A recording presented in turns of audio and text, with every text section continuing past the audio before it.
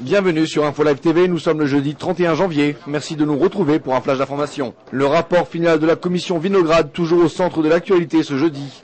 En effet, le Premier ministre israélien Ehud Olmert a affirmé aujourd'hui, lors d'une réunion des députés de son parti Kadima, que le rapport sur les défaillances survenues lors du conflit de l'été 2006 suscitait de nombreuses et difficiles questions.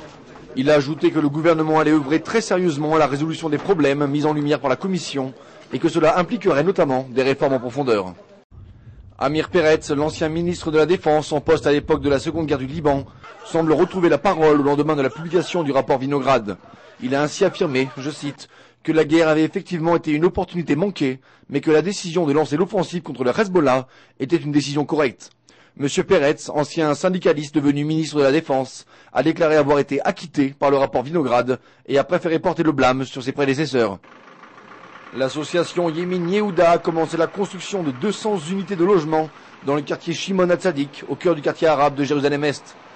Le quartier se trouve en effet dans un endroit stratégique et la construction de ces unités de logement couperait définitivement la vieille ville des quartiers arabes du nord de Jérusalem. 40 familles palestiniennes habitent actuellement le quartier de Shimon HaTzadik. Un membre de l'organisation terroriste des Brigades des Martyrs d'Al-Aqsa a été tué aujourd'hui par l'armée israélienne alors qu'il s'approchait de la frontière entre Israël et le sud de la bande de Gaza. L'armée israélienne a affirmé de son côté que l'individu tué était en possession d'armes.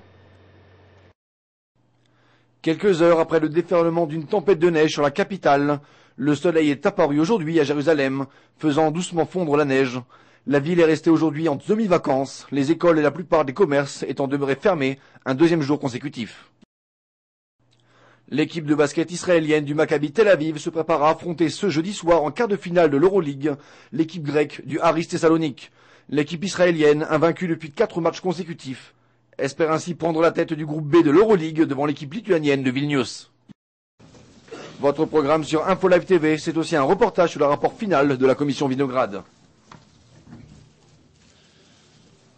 Enfin, découvrez aussi un document sur la vieille ville de Jérusalem sous la neige, des images d'une beauté éblouissante.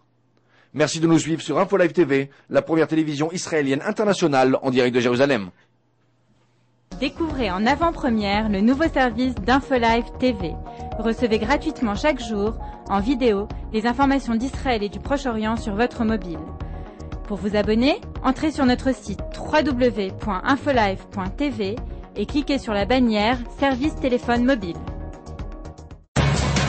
Aujourd'hui, le monde entier parle d'Israël. Mais qui parle d'Israël au monde entier, en temps réel, en 4 langues et en direct de Jérusalem? InfoLive.tv, la première chaîne de télévision internationale israélienne. 24 heures sur 24, 7 jours sur 7, suivez de l'intérieur l'actualité d'Israël et du Moyen-Orient.